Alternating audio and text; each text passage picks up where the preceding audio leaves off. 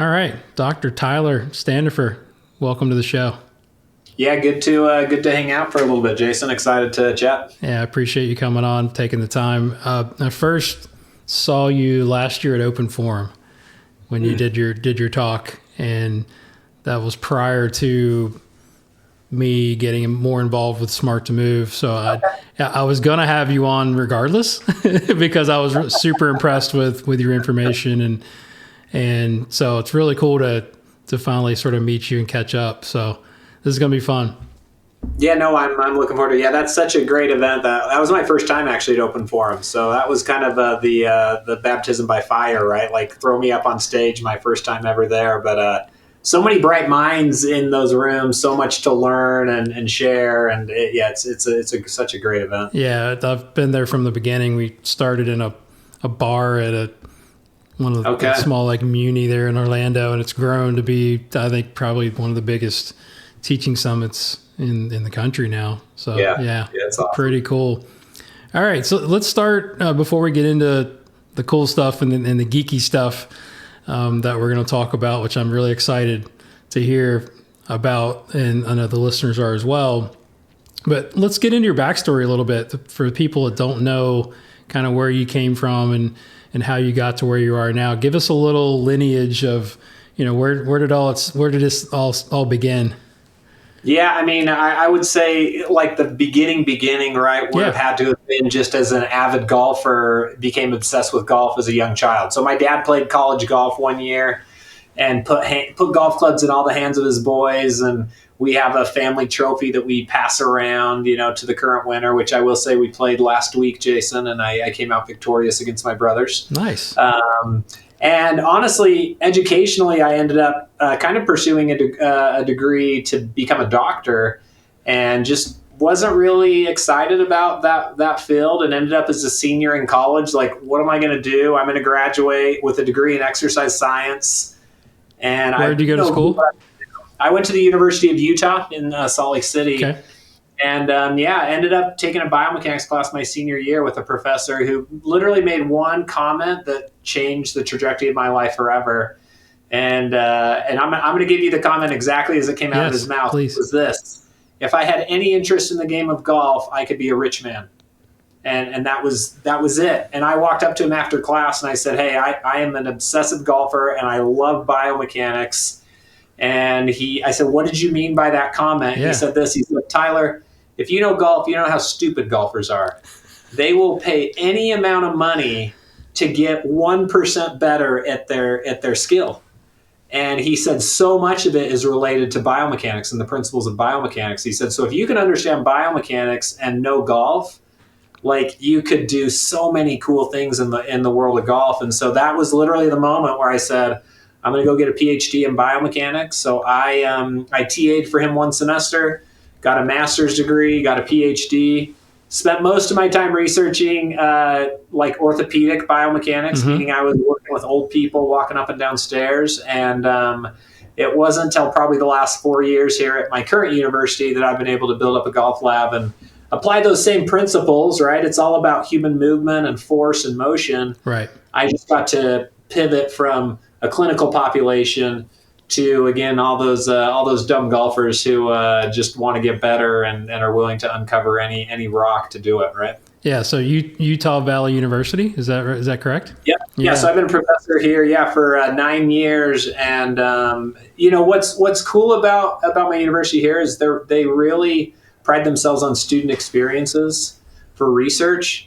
And not shockingly, students love to research athletes, right? Absolutely. And so I do a lot with our sports teams, and really their philosophy is if you're getting students engaged, we'll give you the equipment to do that. And so I started with a TrackMan, went to some golf-specific motion capture systems, now kind of a full simulator, and now like a Quintic, a full big tilt from Well Putt. I've got a pretty sweet lab space now. Yeah, I've seen some videos and pictures from your lab, and I've got a lot of questions about that. So that was kind of the introduction to golf. Like you basically just got full reign of like, okay, let's start testing players? Yeah, and spend time with like the golf team. I know you've done some stuff with the golf teams there. Was that the introduction to golf? Yeah, it's interesting. Actually, my very first was with some work I did with Super Speed Golf. Okay. I just reached out to them because their product popped up and said, "Hey, this is what I do. It might be cool to play around with your product." And so they sent me some, and that was my first research study. Was just looking at what happens biomechanically to golfers if they speed train. What happens to their force and motion? And then that just kind of started. They gave me some other opportunities to do some things, introduced me to people.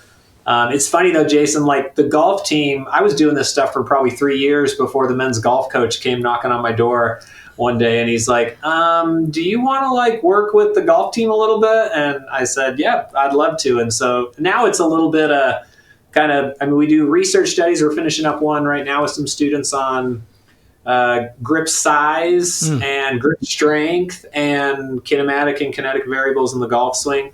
And then, like tomorrow, I'm working with one of our women's golfers, trying to help her with some force things that we're working on with her and her coach, and just a little bit of everything. That's so cool. Yeah, then that was actually on my list because I know we're going to talk about ground reaction forces and all of that stuff, but I'm curious about the other research projects that you're doing because I know you've done some stuff with putting, and I'm kind of a big putting guy, and so can you briefly describe that research project and maybe some of the other ones and maybe some of the things that you've gleaned from that? Yeah, for sure.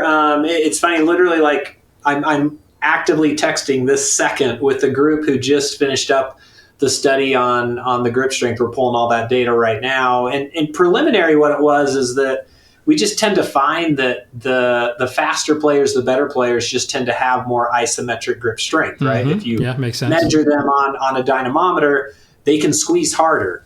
And so while they might say things like, I feel like I'm squeezing a 5 or a 6 out of 7, well, their 5 or 6 out of a 7 might be very different than the 5 or 6 out of a 7 of a 55-year-old golfer whose grip strength is 50% what that professional's is. So I started one study where I had like about 101 amateur golfers out at a golf tournament, TrackMan, grip strength, and saw some correlations to grip strength and club speed, which made me want to start to uncover this a little bit more. So the current study is kind of a fun one where we have 5 different driver conditions where it's 2 grip sizes, so a standard grip and then like a mid-size plus 2 wrap. So something big enough, but not so big, like we weren't going like Jumbo Max style just for comfort. Right. But then we matched the club for swing weight, overall weight, head weight, those kind of things, just to see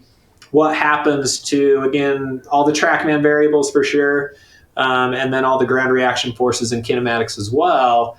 But then as a flip to that too, again, my hypothesis is that some of those things are really going to be dependent upon people's static grip strength. So we just went ahead and measured everyone's static grip strength anyway. Gotcha. So we could use that in the analysis. And so that's one that like they're putting in a little thing for the end of this project in class, and then I'll go in there and start harvesting all of the data and see what we see there. So yeah, so that's so cool because the nerd in me, because I've done a few research. I'm not a scientist, but on putting and like acceleration rates using Sam Putt Lab, and we put a bunch of PGM kids through that and sort of tested them. So I'm curious of like, what would you think, or sort of how do you put together a study? Like what's the I'm trying to think of the words here, but the level of players, does that matter? Yeah. You know what I'm saying? Like, how do you put that together? And what do you consider like, okay, we've got quality data with the people that we're testing, and we can sort of learn something from that. Yeah, and it's funny you mentioned kind of the putting thing, and I did a putting study as well, just looking at different grip styles. So not like an actual grip on it. I did some collaborations with Garson putting grips where we're looking at some of their ones that really open up the forearms into kind of this big supinated position. And again, it's the same process. Like for me, my research always starts with like just a practical question where I'm like, oh, I put some bigger grips on my club and I think I hit the ball a little better. So cool. Let's dive into it. And you bring up a good point where there's this kind of fine line between golfers who are consistent enough to get good data versus like the guys who this might be really meaningful, who might be your 12 to 15 handicaps who aren't as consistent as you might like. So my range tends to be, again, I'll go all the way down to plus handicaps. I'm fine with that. On the high end, I typically try and keep people at least under like a 20 to ish handicap, just for consistency purposes. Most research in golf data sets say that, and again, we could for sure debate this, but they would say, maybe 7 to 10 swings tends to be at least somewhat representative. Okay, yeah. The hard part, Jason, is like, while I'd love to do 50 swings, if I've got 5 conditions, I can't have a golfer do 250 swings. Right. Yeah. Fatigue comes into play, and the environment, right? Like that. There's so many variables. That's why I'm asking, because we did the study, and they were all pretty good players. Obviously, they were all PGM kids, and just tested them on how their ability to, for touch, right, and then to see like which acceleration profile sort of performed the best. And we came out with some cool data, but at the end, you're just sort of scratching your head, going, I'm not really sure I learned anything, I kind of like this. It's the environment of like how fast was the putting green, or the carpet or whatever. I was just kind of curious of like what you thought would actually. Well, and I'll say too, Jason, like, and I think you say you're not a researcher, but that comment right there to me is the ultimate researcher, which is every research question answers one and uncovers 15 more. What we started to do, and I worked with, this is a guy at Callaway, the PhD in biomechanics, a guy that I became friends with. Him and I talked about it quite a bit, and some of the things we start to do with the variability of the data, especially when you get into the higher swing numbers, is like, well, if we can get kind of an average and then build like a data set of like 1 to 2 standard deviations. Now, if in those 10 swings, we have 2 that are outside of the 2 standard deviations, whether for good or for bad, let's just dismiss those and zero in on the 8 that were within probably a normal. So we tend to do that where, again, a better player, obviously they're gonna have maybe a little bit of a tighter cluster of that. But ultimately, what we're trying to get rid of is that, the sky ball of the 25 handicap, equally probably the 8 handicap who just flushes the ball perfectly, trying to find a good representation. And again, I wish I could just do 1 or 2 condition studies where everyone's hitting 30 balls. It's just, you want to do more, right? Yeah, it's tough. I'm not saying we didn't learn anything, because we, like you said, it's almost you learn what doesn't work, right? Yeah. It's like, you start, and that's sort of how we teach is, we don't teach on tour averages or, because there's no absolutes, really in golf, especially when it comes to putting. There's so many variables. Yeah. But yeah, it was a cool study, and we were kind of left scratching our heads going, all right, well, at least you have a starting point of like, okay, we know this isn't good. And then you start measuring, like you said, like tour players or better players, and like, you start to see patterns, right? So that's kind of, I don't know. Well, and Pat, it's funny. So I'm starting to get into putting more. So we're going to need to connect and chat, because I'll have the ability in my putting green with the well putt system with the tilts to sink the force plates into it, the smart to move portable plates in there. Yep. And I have a Quintic, but again, it's we're all getting similar-ish data, but that's just ball roll though, right? I mean, that's that has face as well. That has markers on the face as well. Oh, okay. Okay, it's updated then. Yeah, you put markers on the face, and then there's some dots on the ball, so you actually get face variables and ball variables. I obviously want to pair it with the ground reaction force variables too. Yeah. And like what I've started to do a little bit right now, just with our college players, is like, again, when they get a ball started on a line that they were aiming for, I've started to just like let them self-classify some things, right? Like, it felt like a good putt to me. It started on the line I wanted at a speed I wanted. Cool, let's put it in this folder. That one didn't. Let's put it in this folder, and just start kind of subdividing themselves. And putting is cool because, and they could stand there and hit 75 putts, right? And you could get, again, as long as you can handle that much data and separate the two, and then start to look at those relationships. But I would love to add force to it as well. Yeah, I did a bunch of stuff with. I used to use Body Track as well. Kind of, that was my when that was like the only thing available, right? 10 years ago or whatever, longer. before Swing Cat came out and then Smart to Move. So I used to put my players on the mat when they would putt, and it was interesting to see, thrust and sway and how their their points of contact were with their feet. I mean, there's just a lot of things that were interesting to kind of, like I said, try to not leave any stone unturned, when you're doing that. But that's cool, man. So how did you connect with Smart to Move? Because I know I'm sure you've had a lot of opportunities to go with a lot of companies. I'm sure I know you get pitched by a lot of companies and get your brain picked by other people. So talk about that story. Yeah, so some of it started just with some of the collaborations with Super Speed and Smart to Move. They had some good relationships, and I did a few. We did a few webinars. I think the first one we did was one in China that we did there with Gregory and Jean Paul from Smart to Move. Mm-hmm. And it just, again, as I got to have some times to meet with Jean Paul and Gregory, see how they were kind of attacking and collecting data and those kind of things. I think we jived really well together. Ground reaction force has always been kind of my number one passion.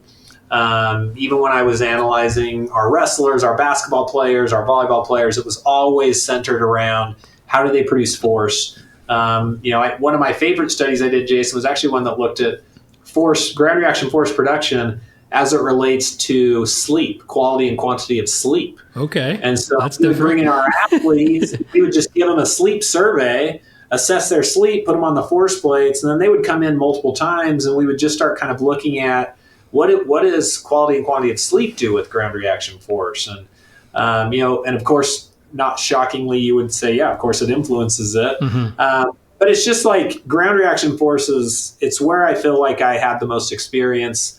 And then again, as an educator, I spend my full-time job, right, Jason, is teaching these principles to undergraduate students who, it's their first time taking a biomechanics class. Yeah. They don't like math. They're scared of some of the terms. And so I feel really fortunate that over, 9 years of teaching it, you start to learn how to communicate it in ways that are a little bit easier to digest.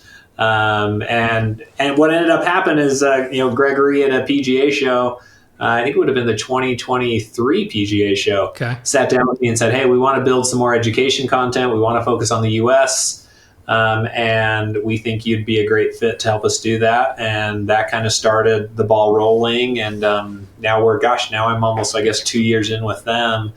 And I feel like it's kind of the ride's just getting started. So it's been a lot of fun. 100%. Yeah. And I got the plates earlier this spring. So I'm kind of like 5-6 months into it. And like I said, I've understood the majority of, teaching, using the ground as, but it's being able to measure, and I think Smart to Move is, I think, the best I've ever experienced as far as just ease of use, right? The graphs are not difficult to decipher. And then I was just on a podcast a couple of nights ago as a guest, and I was talking about it. And even for, club golfers and average golfers, it's so valuable to be able to show them in that sort of biofeedback mode of how, like you said, just standing on the plate. Like, where are you at? Where do you feel like you are, and where are you? It's, my goodness, I literally, my last two analyses, I used just this live mode at setup. I was trying to get players to be a little bit more active, a little bit more engaged at setup. And it's like the fact that I can just say, hey, set up, okay, see this graph right here, see those two lines, feel that position of that drill we just did. And they watch those two lines separate. And they're like, oh, what does that mean? I'm like, that meant you're doing it, right? And that's it, right? You're here, it went here, and you're right. It's the biofeedback, the ease of use, the ease of communication. It's great data, it's informative data, but the way that it's presented, I think for the coach and the player, allows there to be such seamless communication between the two, where then you can actually, help them achieve some of the things you're trying to work with them on, right? Yeah, 100%. Yeah, and your content is fantastic. I've looked at the certifications. I've watched all the videos just to have a better understanding of just the little nuances of how, the software works, and getting Zoo back in there is a nice touch. I met him at the PGA show last year. He was a beauty.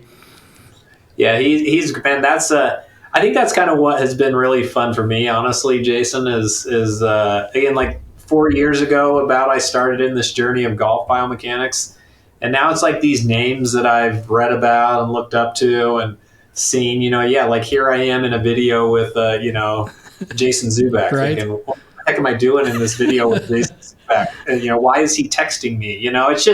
It's just such, and I think this is what I'm seeing in the world of golf, at least for the most part, right? Is just so much. I think so many people we're trying to get to the same thing. All of us have that goal of helping golfers have more fun and get better at the game of golf. We all might take a little different approach on how we do it, or use a different tool or measurement tool. Again, in the force plate world, I actually know Scott Lynn super well. Interviewed at Cal State Fullerton, where he's at, and we have a great relationship. And both of us love ground reaction forces, and we use two different tools to do it. But man, we're both trying to help golfers create better force, better motion, and I think it's fun. It's so much fun. Yeah, Scott's been on the show, and I'm friends with him. Great guy, super smart. You missed the 10, 15 years of the wars in the Facebook forums, and you're getting into a little kinder, gentler golf industry a little bit. I mean, there's obviously still some arguing and debating going on, which is healthy. I think is good. Yeah, but you're right. We're just trying to all help our players and get the most accurate information that we can, and then how do we apply it, right? It's like anytime, and we're going to get right into it here in a second, I promise, but when something new comes out, obviously ground reaction forces aren't new, but as far as like measuring devices and technology, the first thing we're asking as coaches is like, how do we explain that information to the average golfer or the club player or, our students, to where they can understand it. And I think Smart to Move does a incredible job of that. So let's get into it. It's like, I'm just going to cue you up and kind of let you cook.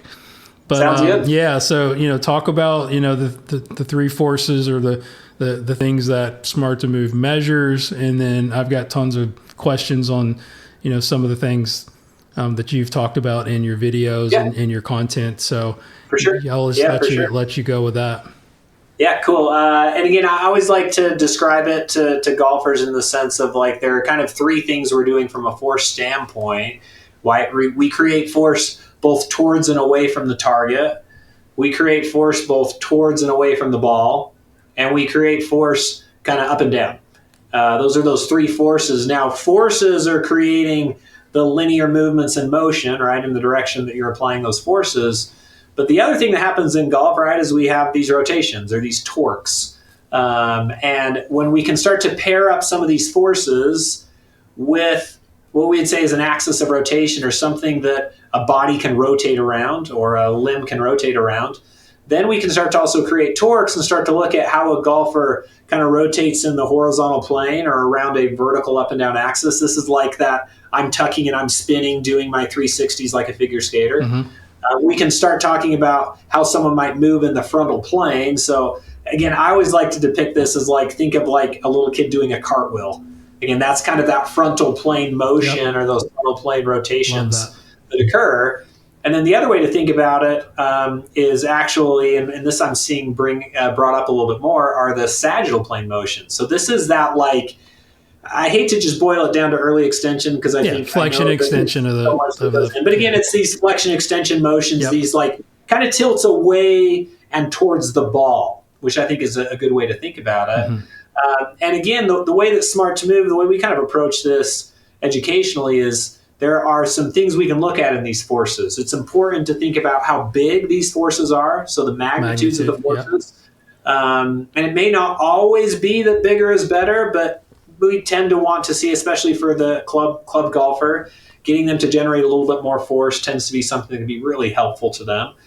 We look at the timings of when these forces occur. And I think that's the biggest one that as I start to kind of dive into my analysis, that's the one where even you get a really high level player in improving the timing of these forces by just a little bit, can make a really big difference to them, not just for speed, but I think also for club delivery, yes. impacts, ball flight.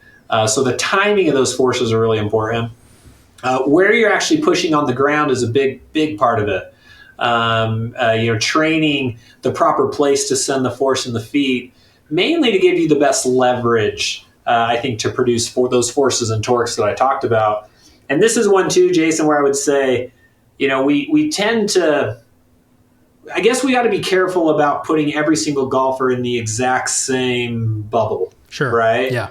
I think we do need to have some flexibility to know, hey, we might have a golfer. I have a golfer who maybe with their coach, they're trying to create a little bit more of a rotation around an axis that stays a little more centered. And we can work with that, right? We can look at the data and exemplify that. And so those are really big things. And then the last one is the one, Jason, that I think maybe scares my students the most. And I think it tends to maybe scare some of the golf coaches and players the most, is when we get into this concept of like the shapes of the curves, the way that they develop force, so rates of force development. And then another big one is impulse. Yeah, I was going to say impulse is something I'm curious about. Impulse is a big one where, it's not just and that's why I mean like this idea of some golfers are already creating a really beautiful magnitude of the force. But unfortunately, they're like a light switch, just on and off so quickly, versus building to that, hanging on to these large forces, and being able to create these larger impulses, larger changes in motion as a result of a force, which I think we understand a lot of, applied over a time, and now we end up with an impulse. And again, my favorite impulse example, Jason, is like if I threw you a water balloon, you're going to catch that water balloon much different than you're going to catch a tennis ball. Because the water balloon, that you have to brace the water balloon. And in fact, I'll do this in class where I'll bring a tennis ball and water balloons to class. I'll get a student to stand up in the room and we'll start water balloon tossing back and forth. And we just observe they're trying to cradle that water balloon. They're trying to increase the time of that applied force so that they can slow down the water balloon without this abrupt breaking of the water balloon. Yep. And in golf, what we're really trying to do is we're trying to leverage this principle of, well, let's apply that force and let's try and make it pretty good size, but let's try and lengthen out the time we're applying it so that we can do more with what we want from a motion standpoint, and put our bodies and then the club in a better position to be delivered to the ball. Gotcha. Yeah, and I probably should have prefaced, excuse me, that this podcast is mainly for coaches. So I want you to get as deep in the weeds and as techie as you can. Like not that we don't care about the players, but this is a coach to coach. Like you're talking to me and about 12 other coaches. They're like, all right, we sort of understand the language. I want you to define some of those things. I think for the players, like, that was one thing. Impulse, I think, can be very difficult to understand a lot of times. And then maybe like torque, right? And then kind of continue from what we're looking at. I think the best way to describe impulse is with an example in a golf swing, right? Because again, speaking to golf coaches, because when we start talking about the mathematics of impulse is simply force and time. Force and time, that gives you an impulse. The reason why we care so much about it is because of a biomechanical relationship of impulse is equal to change in momentum or change in the motion of an object. And so that's why we care a lot about it when we want to create these large changes in motion. But when we start looking at impulse and I say, hey, let's apply the force for a longer period of time, you might start thinking, well, why would I want to stretch out the time of the downswing, for example? Mm-hmm. Or I want the downswing to be as short as possible so that I can create a lot of speed, a lot of acceleration. And I would say, yes, that's very true in the downswing. In the backswing, that's a place where I'm really diving into a lot of the things that we do with the lateral impulse. So this is that force that's directed both towards and away from the target. And again, even this morning, just working with a player who really struggled creating lateral forces. So what the trail leg has to do really effectively in the backswing is it has to push not just down straight into the ground for that loading, but it needs to push really hard away from the target. Okay, away from the target. That's what we're seeing in the backswing. Because what that does, remember, that's the internal force from the player. The external force is now going to be pointed towards the target. And what that allows a player to do is that allows a player to really load up on that trail side and actually start shifting the body forward earlier in the swing. Right. That player who gets in that position, right, Jason, we've all seen that player in the position where like they kind of get in that bent position of the back, the hip kind of pops out in the backswing. That's that sway position, right, or those kind of poor postured positions. A lot of times that's coming from a player who they just aren't producing enough of that force away from the target to actually stop their motion backwards and initiate the motion forward. Yeah, that's interesting. It's like the opposite of what you would think, right? I mean, it's like how important is that lead side though? Because that's one of the things that I see in good players, and especially setup wise, is they start moving pressure into that lead foot to kind of rebound, to push away, right? So talk a little bit about the importance of that and how that counterbalances. Yeah, for sure. And what we see with that lead leg is if that lead leg can push towards the target, that's a great way for that player to initiate that load into the trail side. There you go. To send things to the trail side. What happens with poor players, right, is when they start to use that lead leg to shift things back, they can't stop it. Right. There's no break. Exactly. Yeah. And that's a great way to think about it. What we have to remember with that trail leg lateral force is it's first going to break us, and then second, it's going to push us forward towards the target. Interesting. Right? Yeah. And so that's one where we actually have the ability to just turn on that force for a little bit longer of a time period. What I often see in players, if I'm looking at that lateral force when I have them on the smart to move plates, is they'll get that nice shift backwards, right? So the overall force shifts them a little bit back, and then they kind of try and stop it with the trail leg, and then they get to about arm parallel on the backswing, and it's like all of a sudden that foot stops pushing away from the target, and it starts pushing just straight down. Interesting. Okay. And as that force drops, then what ends up happening is they get a little bit too away from and off the ball. Is that when they start rolling? You see that rolling to the outside of the trail foot? Roll to the outside of the foot. Yeah. That would be related to kind of the points of application of that force, right? Keeping it in a position where you can leverage that force. So again, some of that might be due to ankle immobility. So of course we'd want to assess that before. But that rolling out, that falling out, because that force drops. And then what's kind of interesting about it is then what happens is they know they have to move forward, right? They know they don't want to hit a ball from that back foot and just throw the arms at it. Right. And so what ends up happening is then they get into their downswing, and then they start shifting forward, and they like kind of wake up the leg and say, oh, shoot, let's shoot ourselves forward. But by then it's so late in the motion that they can't leverage and start to utilize that vertical torque or that rotation. They can't leverage the vertical force up and down, and it's a speed killer, it's a consistency killer, it's a low point killer. There's just so many things that start to fall apart with that lateral force. So interestingly enough, again, today the player that I was working with, we were able to, and Smart to Move has some threshold values. If you've ever been in the software, they kind of say, if we can get a golfer to about this much in that dotted line.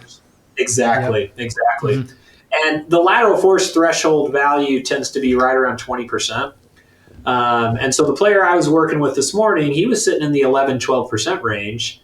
It's like, okay, we'd like to get that bigger. But honestly, what concerned me a little bit more was the fact that his impulse was low because it dropped. And then you actually brought up this, which I thought was interesting. He actually had no negative impulse to shift him back. He didn't actually use the lead leg to shoot him backwards. Really? Huh. Right? Yeah. And I think the reason why, it's funny, I actually got him in a drill where I put a lot of motion moving him away from the ball or moving away from the target. So I was going to say that. What kind of drill would you give that player? Like a reverse step drill type of situation? Yeah, I love the reverse step drill. I leveraged Super Speed just came out with a force board that allowed me to like prop him up at an angle and kind of shoot him backwards. Again, I was just trying to put momentum away.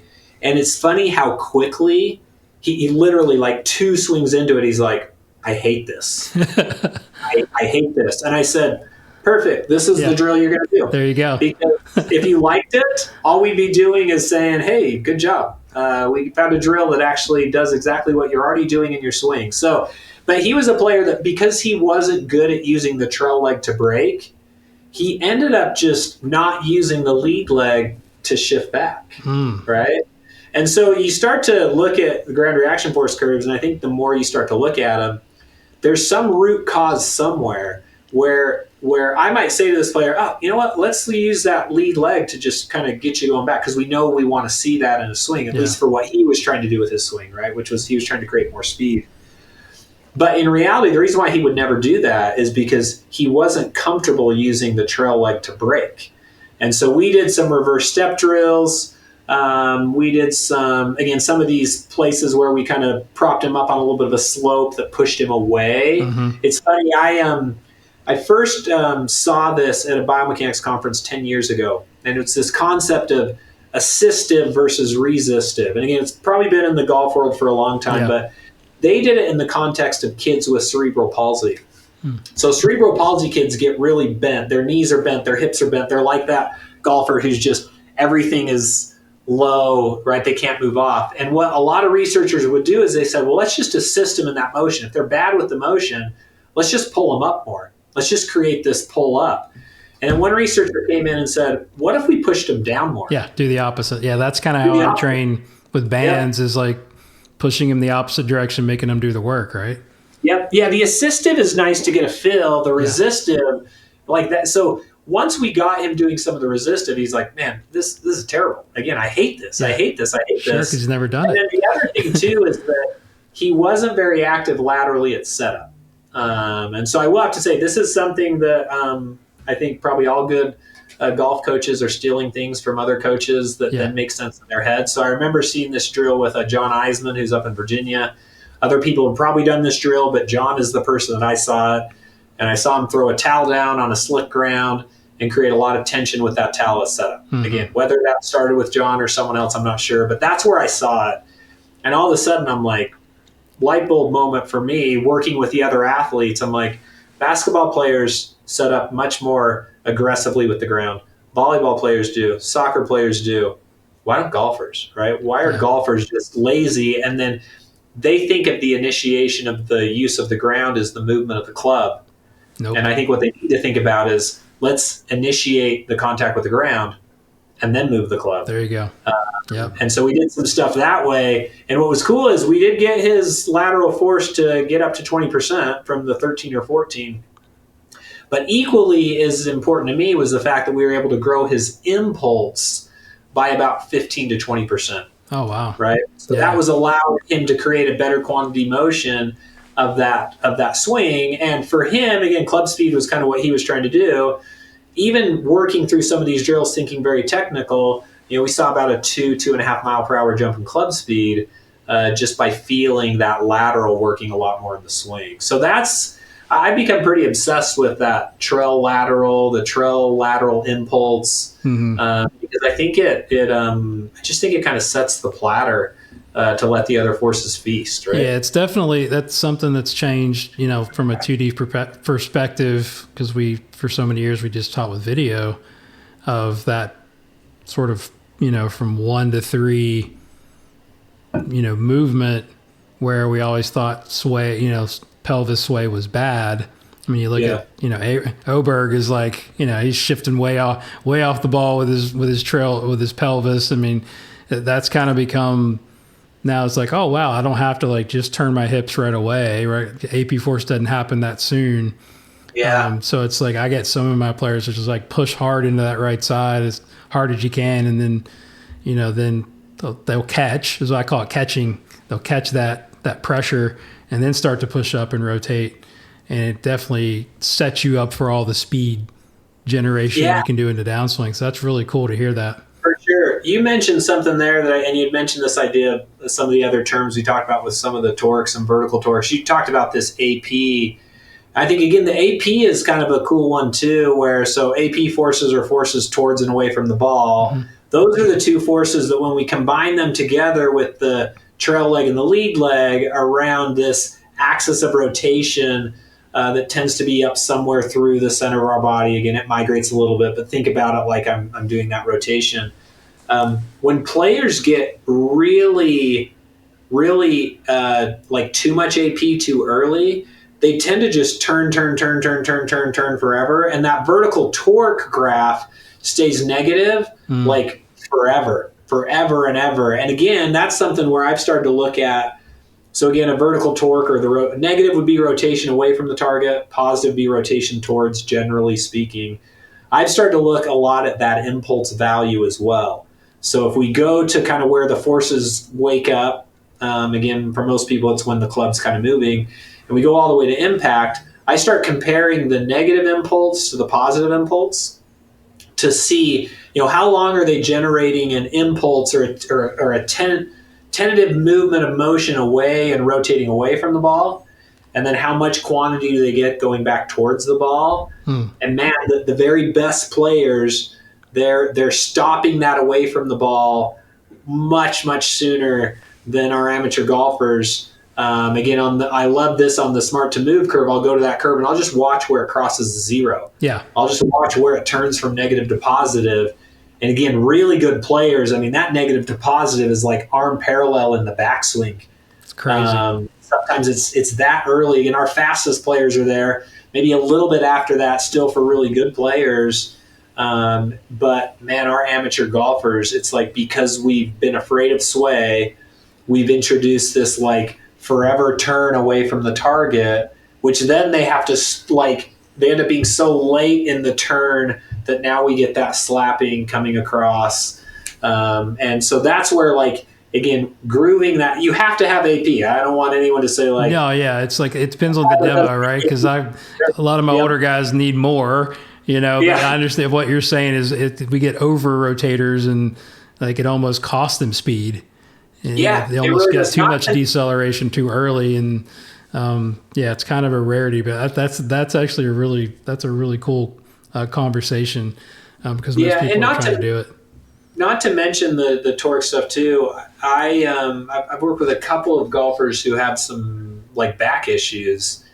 And again, I'm too early on to say, hey, I've collected 75 golfers with back pain, so here's what I think causes back pain. Man, there's 1,000 things that could cause it. Tell me what you think. I'm curious. Come on. I'll just say, the two players I've worked with on our golf teams who complain of back pain, they tend to be people who create a lot of time turning away from the target and create a ton of AP and a ton of vertical torque and a ton of vertical torque impulse in the backswings. Okay. Then they're spending a really long time rotating through, and they tend to be really bad with laterals. Interesting, because I would have thought it'd been more like side bend, right? Which would be like more lateral stuff. It's interesting here, and I know we see like we all see the still frame videos of whoever coming into impact and they're this and this and whatnot. But when you start to think about the lumbar vertebrae, right? What the lumbar vertebrae are really good at from an anatomical standpoint is they're really good at flexion and extension, and they're really good at lateral flexions, right? Mm-hmm. What they don't like is they don't like rotation, right? That's coming from the thoracic cage. And so sometimes I start to think like when we get really, really, really overly rotated and maybe our thoracic mobility isn't what it should be, what's happening to those lumbar vertebrae that's maybe creating this turning effect and some things like that. And then especially when you fire back through, again, it's two golfers, but I will say this, the one men's golfer that I worked with, we just worked on him grooving some of his lateral forces. We wanted to just wake up some laterals. He didn't shift all the way into his trail, the yellow dot on the smart to move, which is basically a pressure trace. Mm-hmm. It tended to kind of hover mostly in the middle. He didn't really load really, really effectively in that trail side.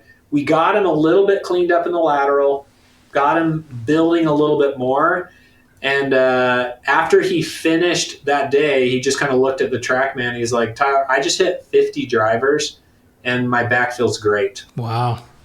So again, more cartwheel. Yeah, you know what I mean? Yeah, exactly. Yeah. And there's so much that goes into it. But again, I worked with him a week later, and he said the biggest change I'm seeing is that I feel I can hit more golf balls pain-free. Interesting. And really all we did was we introduced a little bit more lateral loading in the backswing.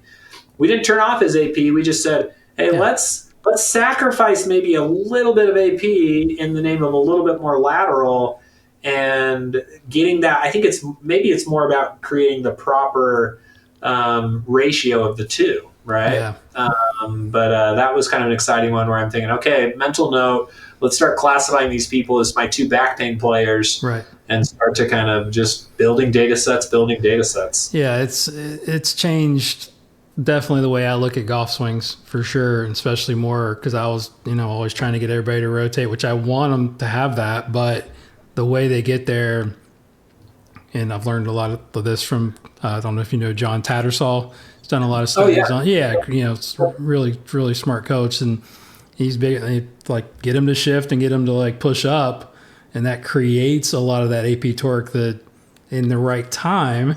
But it's also giving you that unweighting. It's giving you the stuff that's going to actually get them to go left sooner, right? Because I think you talked about in some of your videos that about P2 is when the best players are actually going towards target, right? I mean, I tell people that, and they're like, "Are you kidding me? Like, I'm going to have a short backswing," but it doesn't always equate to that, right? It's like it kind of goes up the chain.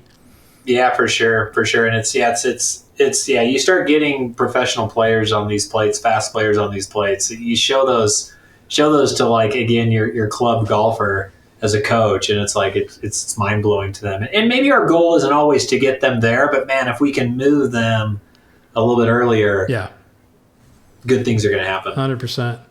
All right, so a couple of terms we've talked about torque. So I want you to explain torque to the listeners, and then also that leads us into moment arm, because that's a term that is sort of it's not new, but I mean it's kind of in the teaching part of it. I think it's a little bit new, and I think you have a really good explanation for that.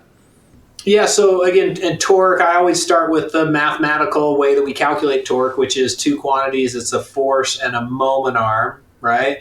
The important thing about a torque is if I were to push on something linearly, right, I'm going to create linear motion, right? I just push on it and the thing moves the direction I push.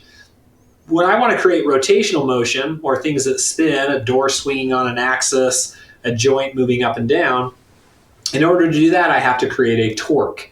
So I'm still applying that same force, but now instead of applying it through the axis of rotation of that object, I can move it at a distance from the axis of rotation. And that would then introduce what we would call a moment arm. And again, my favorite example of a moment arm is a door, because I think it's so simple and everyone sees it, right? Like the door handle is on the very opposite side of the door of the hinges. Now, there are probably a lot of monetary reasons why that was the case, but from a biomechanical standpoint, it's a beautiful example of creating a really advantageous position from a large moment arm, because you're now applying a force, you're pulling on that door handle, and you're pulling at a really far distance from the axis of rotation or the hinges, and that then allows you to create a lot more torque with a smaller amount of force, right? And that's kind of the key of what we're trying to do, is we're trying to create these systems where we can create large amounts of torque, but it maybe doesn't always require us to do a lot of force. Or if we're really trying to get to be a fast player, or you're working with a fast player, those scenarios are big forces, big moment arms, and now we have this huge torque, and now we get these really fast rotational velocities where we can create a lot of rotational speed, a lot of rotational motion as a result of that torque. So the hinges would represent basically as our human bodies would be the center of mass, right?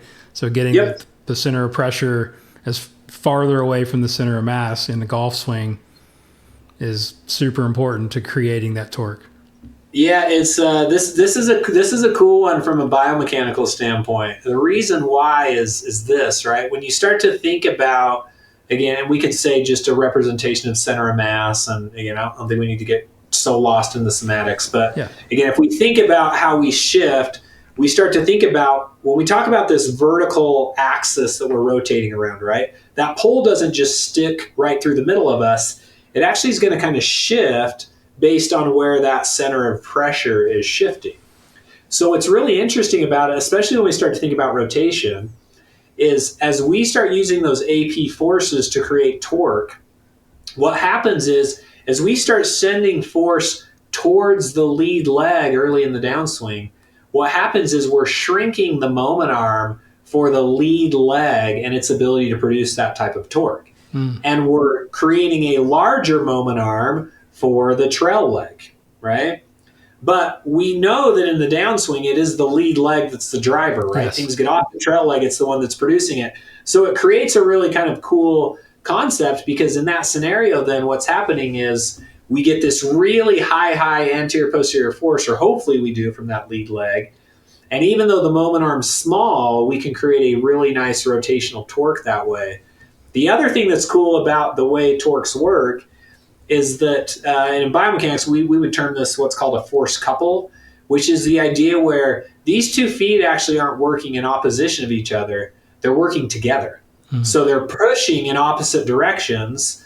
And because they're on different sides of this axis of rotation, this ends up creating this really powerful rotation, one coming from a large force and a small moment arm, one coming from a smaller force and a large moment arm, and then summing up together to create Never this really big thought torque. of it that way. That's so cool. The example I think about it, if you've ever, most people have changed a tire, but if you've changed a tire with one of those like star ones, right? Like where there's handle, like you put something in the middle and you do a handle on each side, you can actually grab the one handle, that hand pushes down, you grab the other handle, that handle pushes up.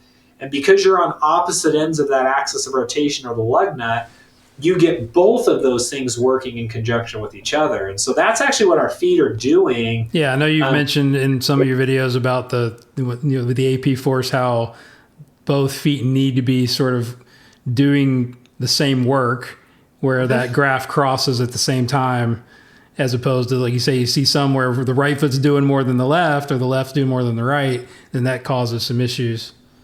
Yeah, and I would say, here's what I'd say. I would say that's true for the timing of when those forces peak. We want the lead leg to do more in that anterior posterior direction. Yeah, and the reason why we want more of that is because sometimes, and this is why golf is so complex, right? We have to think of it in the 6 degrees of freedom. So it's not just, we can't just say, cool, yeah, we're creating this rotation with these anterior posterior forces. Well, you're also creating force and motion linearly towards and away from the ball.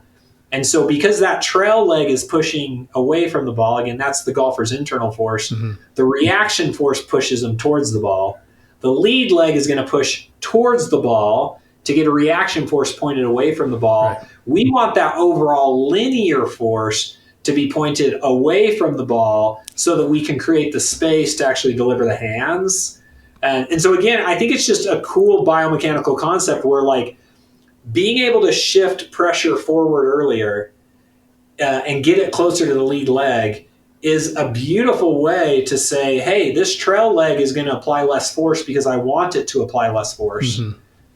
It's still going to be able to create a lot of torque because of the moment arm, and the lead leg is going to generate a lot of force. And now we end up getting a position where we're not just like throwing the pelvis towards the ball, but we're creating that space and creating a lot of rotation.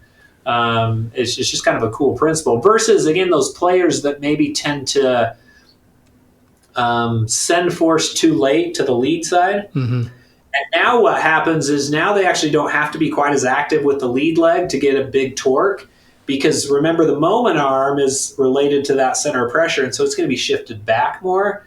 And now they get this larger torque without getting a large force, and it gives them this idea that they're creating this beautiful rotational motion, and in reality they might be creating rotational motion, but the linear motion that they're creating is just garbage. Yeah. Well, and I love what you're describing there. Everybody out there is going to have to watch the YouTube version of this. This is awesome.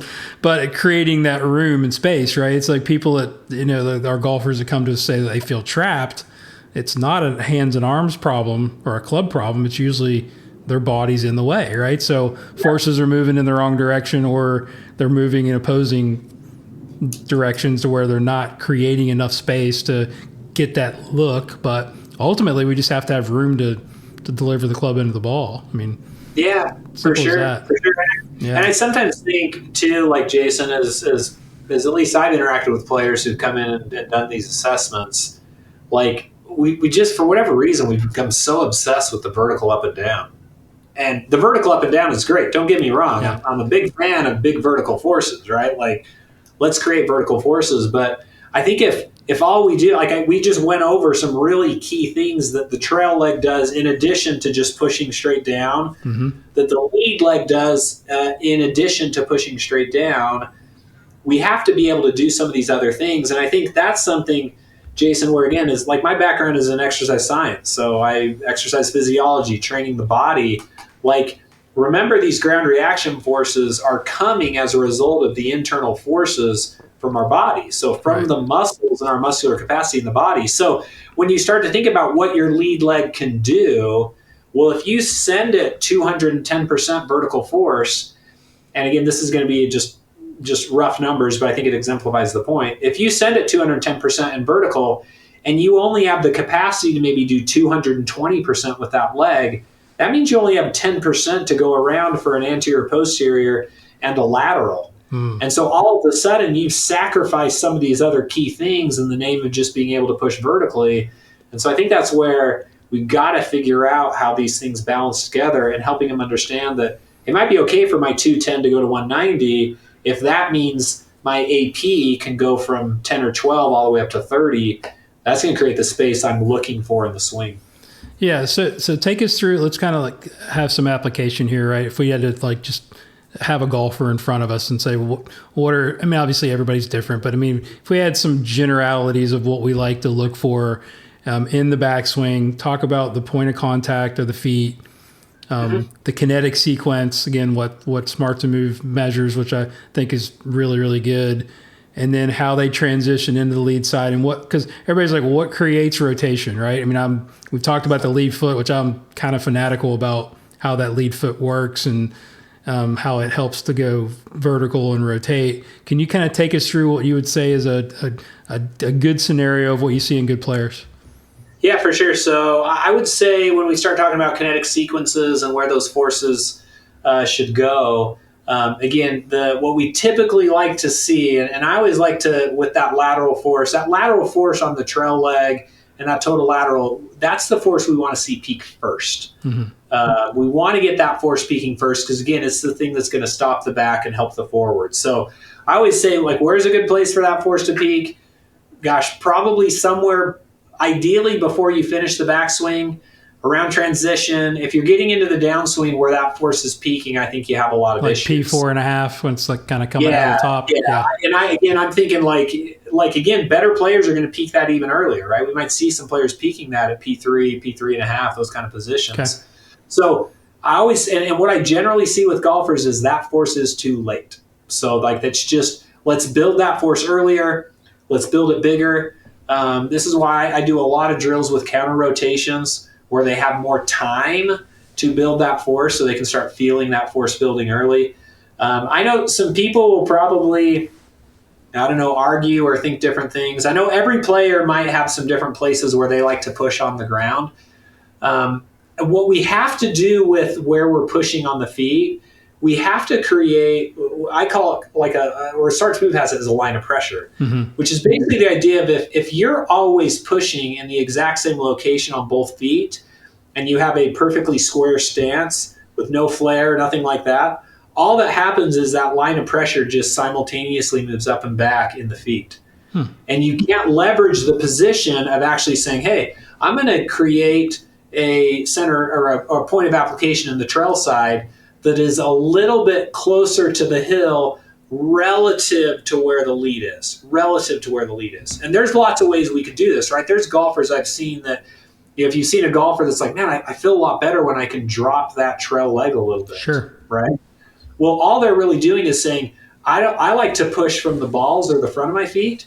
So in order to get that difference where the trail leg is a little bit further back and the lead leg is a little further forward or closer to the ball, further away from the ball, I'm just going to move my foot back. It changes that line of... Exactly. It changes the line of pressure. Right, line of pressure. That's the thing that's going to help them create the next force that's going to peak, which is that vertical torque, or that's that rotation that we see. And that's when we want to see peak kind of early in downswing, like arm 45 on the downswing is that next force to peak. And again, the players that can kind of leverage that line of pressure in conjunction with the AP forces are going to be ones that are going to create a lot of really good vertical torque. So I tend to end up, especially like just the younger players, and I don't know if it's because, and I hope we're getting players that are more multi-sport athletes. I think we know that's a good thing, right? Yes. But they tend to be athletes, like they're just a little more athletic, and they tend to stay in the balls of their feet a little bit more. Mm-hmm. And even if I can just move it just a little bit more to the middle of the foot, right, I'm going to be able to leverage that line of pressure and help them create this thing where they're going to go from here to here really quickly, where they go, trail foot's behind, lead foot's in front, going through the ball, and now I can switch that really quickly on the downswing, and now I get this really cool kind of mechanical advantage to create that torque. Because I'm so happy to hear that, because I know we can agree that the toes are bad. Right? Are bad. So like a stable trail foot, like ball of the foot behind the ball of the foot, is kind of what we're looking for. Yeah, and I think you might have some, like, if I have a player who's really struggling creating any kind of torque in that direction, I might even pull him back a little bit more, right? Yeah, but I think 100%. Ball to the middle on that trail side. Yeah. If you can leverage maybe some setup positions and look at some flare and look at some width to kind of create some things that way. It's just, I don't tend to see a lot of good things happen when those two pressures are just moving up and down with itself. Now, that being said, what we then have to do on the lead side is we for sure have to make sure that as we start to now, again, we peaked lateral somewhere around transition, a little before transition. We peak that vertical torque or that rotation kind of early in the downswing. Now we're setting up that vertical force, which is the last one in the sequence to peak. We want that force to come through the lead leg and travel through that ball of the lead foot, right? It's got to come through the ball of the lead foot, because that's going to help us get the good AP directions as well simultaneously. And then obviously as it travels through, it's going to travel through the ball of the foot and then kind of migrate towards the back of the foot in good players. But like, again, a player I was working with the other day who just really struggled stopping rotations and starting the rotation towards, they tended to stay in the middle of that foot on the lead side, middle of the foot on the trail side, and their line of pressure is literally flat. They're not leveraging that point of application. So that's where that point of application becomes so important, I think, especially to that vertical torque or that rotation that a player would have. And so those tends to be the things I look at. If I'm saying, Jason, like, what's, like, I hate to say a catch-all, but if I were to say, like, man, what's a pretty decent catch-all for a lot of players, it's wake up what that trail leg does on the backswing. Okay. Get it really active, creating a lot of force early, peaking it really nice and early, and then just making sure that we're staying more middle-ish of that foot, sending things through the ball of that lead foot. Push hard and fire away, right? Yeah. So let's talk about some drills, right? So that was perfect. Yeah. That was really, really good. And so, especially with the lead side where the verticals kind of happen, I use the force pedal a lot. I know you guys use the force pedal with Zuback. I've seen a lot of videos you guys using that. Talk about some of the application drills that you guys use for, I guess, improving each force. Yeah, so again, I love that, like, reverse step back. I think we see a lot of step forward. And to me, I would see that step forward as a little bit of an assistive, right? Like, let's just get momentum going forward. Mm-hmm. And I think, again, that's a great way to get a player feeling like I'm moving force forward early. But putting some motion in away from the target is a really powerful way to resist that and make them work really hard to not just fall off the ball, right? So I really have always loved that step back drill. You mentioned force pedals. I literally at my desk right here, my force pedals sit here. There you go.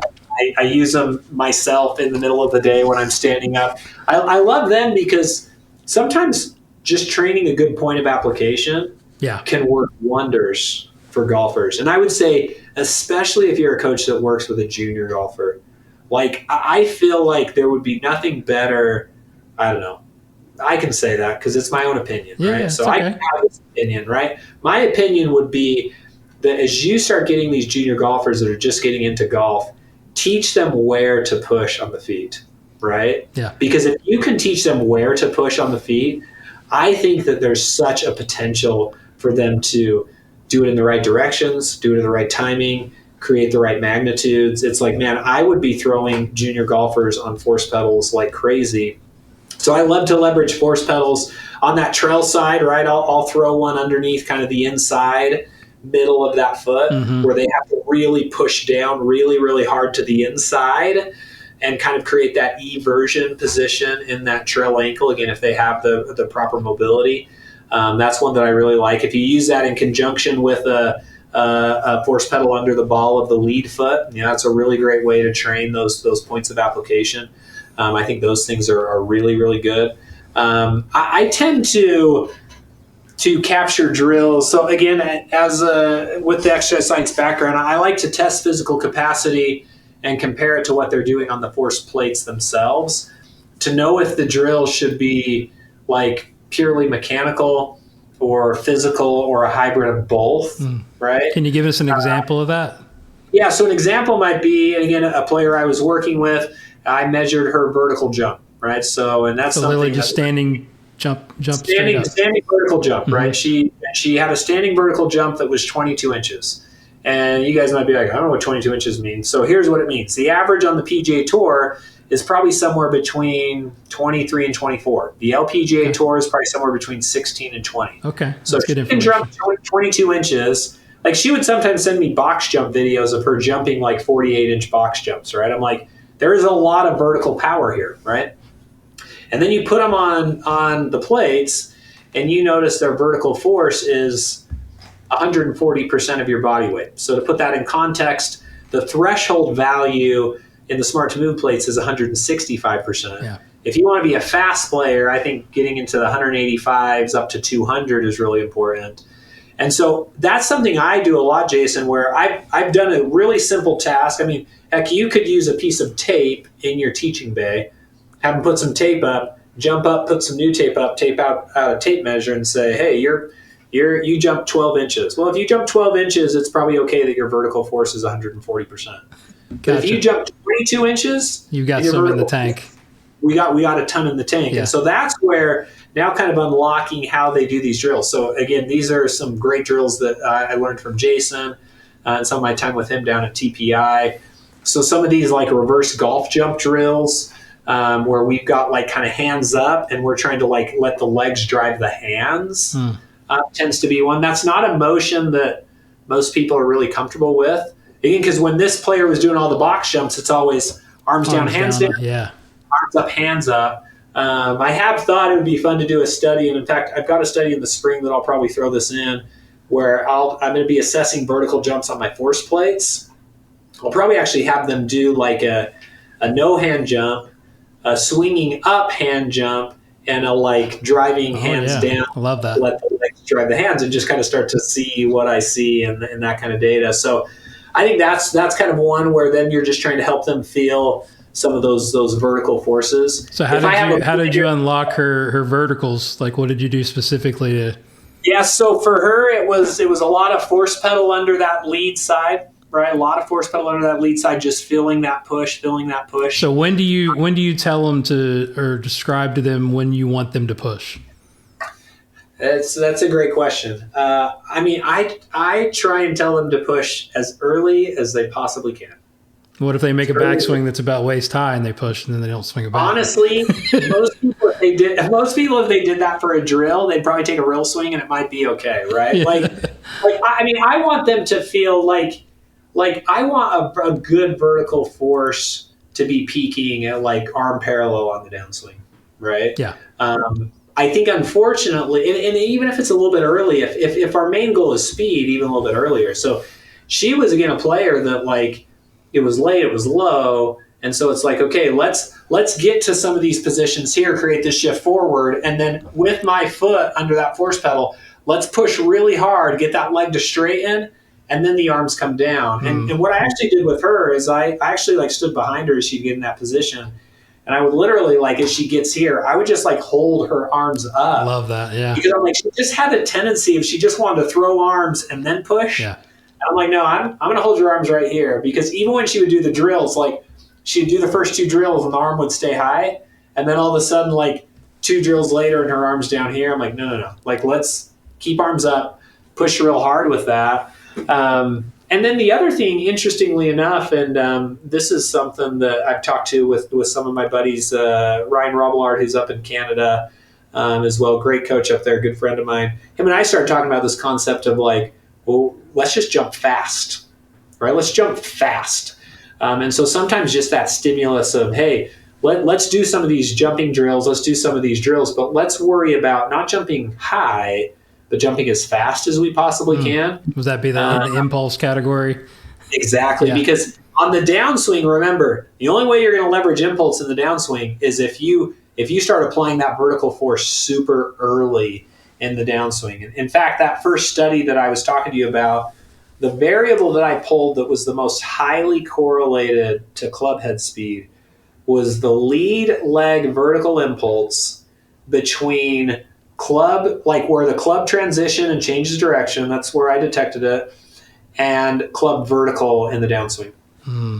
If I measured the impulse between those 2 time periods, that was the variable that was just screamed club head speed. Yeah, that's the gold right there of this entire conversation, right? I mean, it's like, I love that you said that, because it's kind of confirming. Like, I just wanted to make sure that I was teaching the correct timing of it. And I'm trying to get my good players really to feel like they're pushing on that ball before the club even reaches the top of the backswing. Before it finishes back. Because so happy to hear that. Yeah, because when I pulled out, this is the thing, when I pulled out vertical force differences, so this was a group that gained about 6-7 miles per hour swing speed. And when I pulled out their vertical force differences, they went up 10-12%, which that's not bad. And their timing improved, for sure it did. But when I pulled out this impulse variable, again, between club transition and club vertical in the downswing, the difference was literally like, 30 to 40%. Wow. Right? Just these huge changes in that early force. I don't know if you've ever used, I forget what it's like an auditory feedback. We did it a lot in our, I did gait retraining in my PhD days.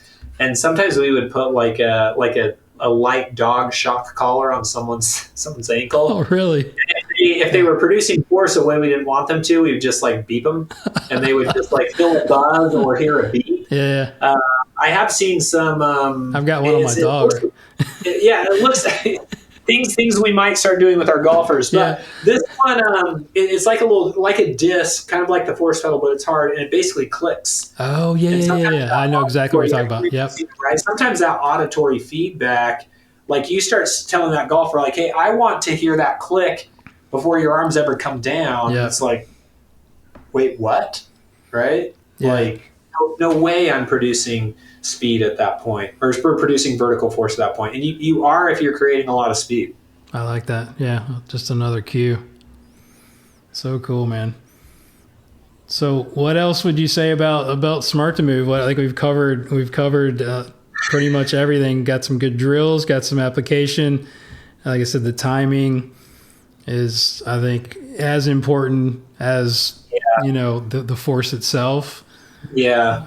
Timing is, just to further exemplify that, in the player this morning, we were getting him up in the 200% range with the vertical, but it was happening at club impact. Oh, wow. Right. And so while he was getting faster with some of these laterals, it's like, hey, our end goal is going to be, we're going to try and shift this vertical, clear to some of these points where we're getting a lot of vertical force early. Then we can start to uncover that extra 4 or 5 miles an hour. So I think timing is really big. Again, I think you had mentioned this about kind of Smart to Move's model, and I think it's probably why I'm now doing what I'm doing with Smart to Move and why I'm enjoying it so much. There sure seem to be putting a lot into the education, right? A lot of the let's start to understand these forces, these impulses, these torques. Let's get this data. Let's learn how we can make these changes. Again, sometimes I think, and I've heard other like Greg Rose said this, at TPI, I've heard him say this a lot, just the power of the kinetics, the power of the ground reaction force. It's the immediacy of the feedback. Like, yes, I have a $200,000 motion capture system in my lab.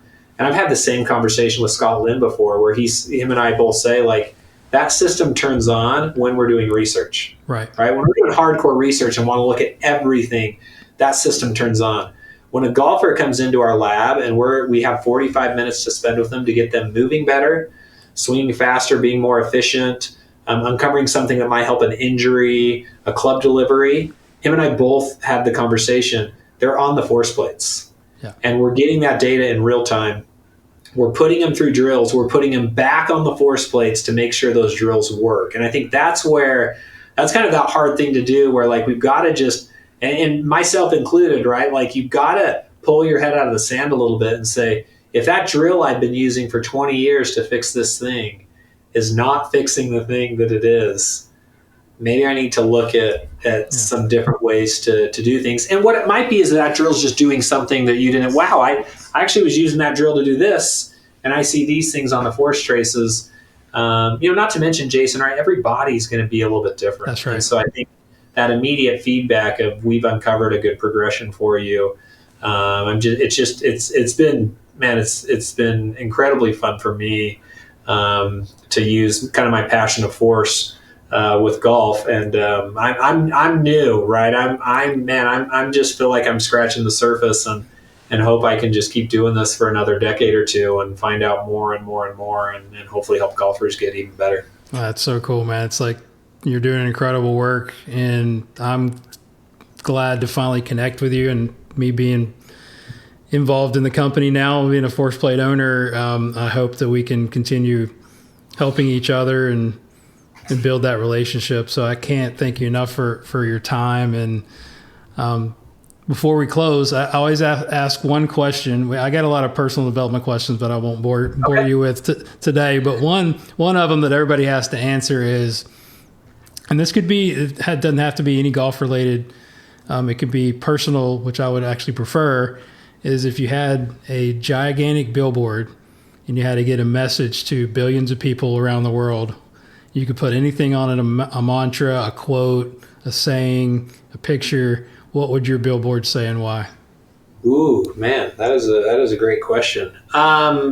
It's my billboard picture would for sure be me and my family, Jason. Like when I look at all of this fun stuff I get to do with forces and the travel I get to do and things like that, to me, it's all in the name of surrounding yourself with people you love and spending as much time as you can with them in those moments, right? Because those moments pass quickly. And my thing would be, man, just soak up the moments with the people you love. So it'd be a picture of me with my wife and my 6 kids. That's how many kids I have. And it would be, something related to just kind of embrace the chaos. With 6 kids, you've been through plenty of it. God bless you, man. Holy cow. I couldn't hardly handle my 2. So that's awesome. I've got an incredible wife. That's you have to have one. Yes. Incredible wife. So good for you, man. All right. Well, we'll drop your information. How can people connect with you to say thank you for this unbelievable conversation and information that you're giving? And, how can they work with you, or how can they just, get involved with, are you pretty big on social or just YouTube? Yeah, I'm a little bit big on social. Okay. Drop your handles. Yeah, tstandy84 on Instagram and @TylerStandifird on Twitter. So those are great places to contact me. I'll put those in the show notes in the intro as well, so people can connect with you. Find me. You can find me at UVU. Like my email there is just my name, tyler.standifird@uvu.edu. And to be honest, like the favorite part of this for me is connecting with coaches and learning from them. Because while I have a lot of years of biomechanics knowledge, I don't get to be with like 10, 12 players day in and day out in the trenches. So whether you're a smart to move owner or not, or just like ground reaction forces, there's nothing I enjoy more than getting an email in my inbox on a Monday morning that says, "Hey Tyler, is there a time you can connect and talk a little bit about some things I'm seeing in a player, and I've got some ground reaction force data, or I don't. would love to pick your brain about some things. So that's awesome, man. Like, thank you. I'd love to help and also learn from those coaches who are doing such great work in this field as well. Well, I would love to work with you and do something together in the future. So let's see if we can make that happen. Yeah, let's do it. One last question. I just thought of from an unnamed source is he texted me and said, "I hear there are two Tylers at Smart to Move. One's the smart one and one's the dumb one." He said, "Ask you which one you thought you were." Listen, I'll tell you what I know. I know I'm not the good-looking one. So. That's awesome. So just funny. Having a little fun with you. Yeah, that's fun. I will say this. It's funny, Jason. Tyler Watson, if you've interacted with him at all, man, that guy is a student of the game. 100%. Yeah, that's my guy. That's why, and that's who it was. But he's been super helpful awesome. For me and a really, really brilliant guy as well. But Doc, it's a fun team to be a part of. So I'll take the smart Tyler. He'll take the good-looking Tyler. We'll split it there. I like that. Awesome, man. Well, thanks so much for your time again, and let me know if I can ever be of assistance to you.